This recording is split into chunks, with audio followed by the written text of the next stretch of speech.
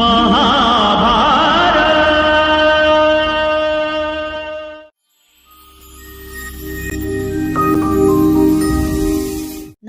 दोस्तों, आज हम वेद व्यास जी द्वारा लिखी बाल महाभारत कथा का 10वां अध्याय पांडवों की रक्षा पढ़ेंगे।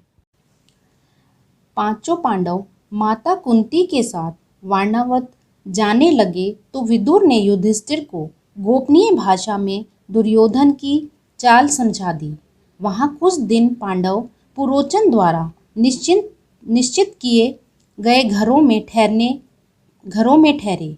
जब लाख का भवन तैयार हो गया तो पुरोचन उन्हें वहां ले गया। पांडवों ने जब पुरोचन द्वारा बनाए गए भवन में प्रवेश किया तो युधिष्ठिर को विदुर की बात याद आ गई।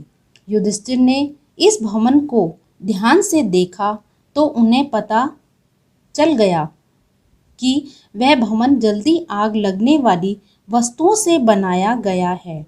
उन्होंने भीम को यह भेद बता दिया तथा सभी भाइयों और मां को सावधान रहने के लिए कहा।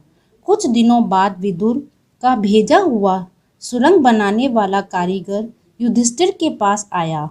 उसने गुप्त रूप से कुछ दिनों में ही लाख के भवन के नीचे एक सुरंग बना दी, जिससे पांडव इस भवन में सुरक्षित बाहर निकल सकते थे। पुरोचन ने अपना आवास लाख के घर के द्वार पर ही बनाया था। फिर भी उसे सुरंग के विषय में कुछ भी मालूम न हुआ। पुरोचन ने पांडवों को समाप्त करने का निश्चय किया। युधिष्ठिर उसके व्यवहार से यह बात समझ गए। युधिष्ठिर की सलाह से माता कुंती ने उसी रात को बड़े भोज का प्रबंध किया। सब खा पीकर सो गए। पुरोचन भी सो गया। आधी रात के समय भीम ने भवन में कई जगह आग लगा दी और फिर पांचों भाई माता कुंती के साथ सुरंग के रास्ते बाहर निकल गए। वारणावत के लोगों ने तुरंत ही हस्तिनापुर में खबर पहुंचा दी कि पांडव जिस भवन में ठहराए गए थे वह जलकर राख हो गया।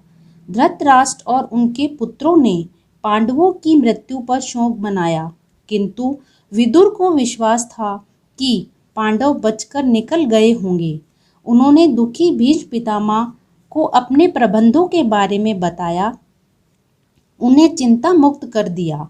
महल से निकलकर रात भर जगे रहने और चिंता के कारण थके भाइयों और माता को भीम ने अपने शरीर पर लाद लिया। जंगल को पार करके वे सभी गंगा किनारे पहुंचे। वहां विदुर द्वारा भेजी गई नाव मिली। उन्होंने उस नाव में बैठकर गंगा पार की। अगले दिन शाम तक चलते ही रहे।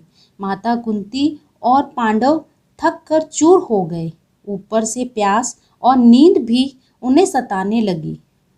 उन्हें चक्कर आ रहे थे। केवल भीम ही ठीक था। किसी प्रकार मुसीबतों से बचते हुए उन लोगों ने जंगल पार किया। वे ब्रह्मचारियों का वेश धारण कर एक चक्रा नगरी में जाकर एक ब्राह्मण के घर में रहने लगे। माता कुंती के साथ पांचों पांडव एक चक्रा नगरी में भिक्षा मांगकर अपना गुजारा कर रहे थे। इतनी सी भीख से भीम की भूख नहीं मिटती थी। भीमसेन ने एक कुम्हार से दोस्ती कर ली और उसने कुम्हार की मिट्टी खोदने में मदद की। कुम्हार भीम से बड़ा खुश हुआ और एक बड़ी भारी हांडी बनाकर उसे दी। भीम उसी हांडी को लेकर भिक्षा के लिए निकलने लगा। उसका विशाल शरीर और उसकी बड़ी हांडी देखकर बच्चे तो हंसते हंसते लोटपोट हो जाते थे। एक दिन चारों भाई भिक्षा के लिए गए।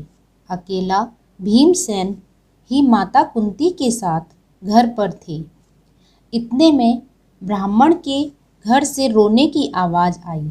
माता कुंती अंदर गई। अंदर जाकर देखा कि ब्राह्मण और उसकी पत्नी आंखों में आंसू भरे एक दूसरे से बातें कर रहे थे।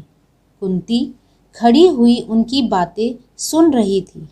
कुंती बोली, हे ब्राह्मण, क्या आप कृपा करके मुझे बता सकते हैं कि आप लोगों के इस असमय दुख का कारण क्या है?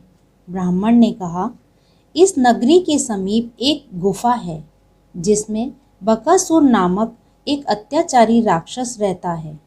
वह जनता पर बहुत अत्याचार करता है।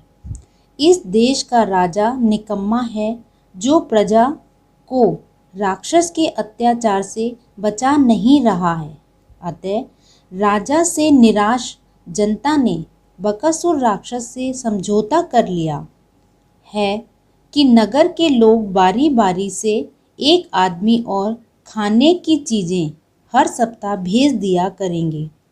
इस सप्ताह उस राक्षस का भोजन व एक आदमी भेजने की बारी मेरे परिवार की है।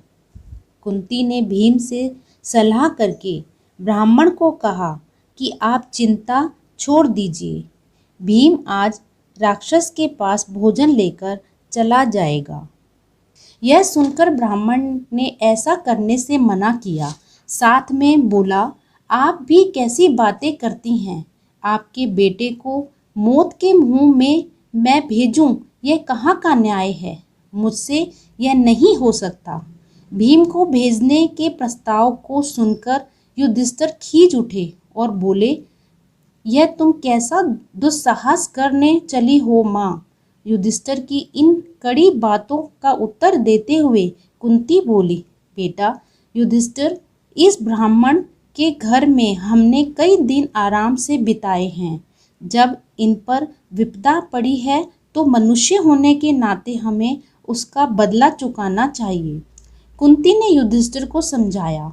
भीम गाड़ी में भोजन सामग्री लेकर राक्षस की गुफा पर पहुंच गया। वह बैठकर भोजन करने लगा। जब राक्षस भूख से व्याकुल होकर बाहर निकला तो उसने भोजन करते हुए भीम को देखा और उस पर झपट पड़ा। जब भीम पर कोई असर ना हुआ तो उसने एक पेड़ उखाड़कर भीम को मारा। भीम ने उसे ठोकर मारकर गिरा दिया और बाद में राक्षस को मुंह के बल गिराकर उसकी रीढ़ की हड्डी तोड़ दी।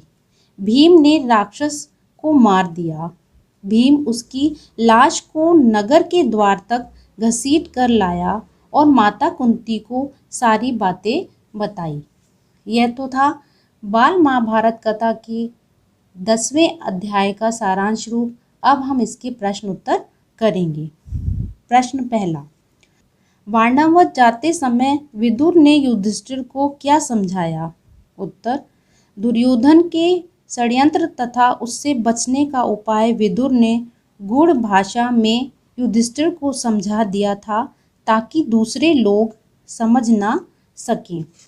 प्रश्न दूसरा, लाख का भवन किसने बनाया था? उत्तर, लाख का भवन पुरोचन ने बनाया था। प्रश्न तीसरा, पुरोचन ने अपने रहने का स्थान कहाँ बनवाया था? उत्तर, पुरोचन ने लाख के भवन के द्वार पर ही अपने रहने का स्थान बनवाया था। प्रश्न चौथा, युधिष्ठिर को भवन के बारे में क्या पता चला? उत्तर, ध्यान से देखने पर युधिष्ठिर को यह पता चला कि यह घर जल्दी आग लगने वाली चीज़ों से बना है। प्रश्न पांचवा, लाख के घर में सुरंग बनाने वाले कारीगर को किसने भेजा? उत्तर, विदुर ने। प्रश्न छठा, लाख के भवन में आग किसने लगाई? उत्तर, लाख के भवन में आग भीमसेन ने लगाई। प्रश्न सातवां, लाख के भवन से बचकर कुंती व पांडव कहाँ चले गए? उत्तर, लाख के भवन से बचकर पांडव एक चक्रा नगरी में चले गए। प्रश्न आठवां, गंगा के किनारे नाव भेजने वाला कौन था? उत्तर, विदुर। प्रश्न नवां, पांडव भवन में ठहरे थे, वह भवन जलकर राख हो चुका है, यह बात हस्तिनापुर किसने पहुंचाई? उत्तर, वारणावत के लोगों ने। प्रश्न 10वां, भीमसेन को राक्षस के पास भोजन ले जाने के लिए किसने कहा? उत्तर, माता कुंती ने। प्रश्न 11वां, बकासुर राक्षस को किसने मारा? उत्तर, भीमसेन ने। आपको ये वीडियो कैसी लगी मुझे कमेंट बॉक्स में ज़रूर लिखें और इसके बाकी अध्याय पढ़ने के लिए इस चैनल को ज़रूर देखें व सब्सक्राइब करें।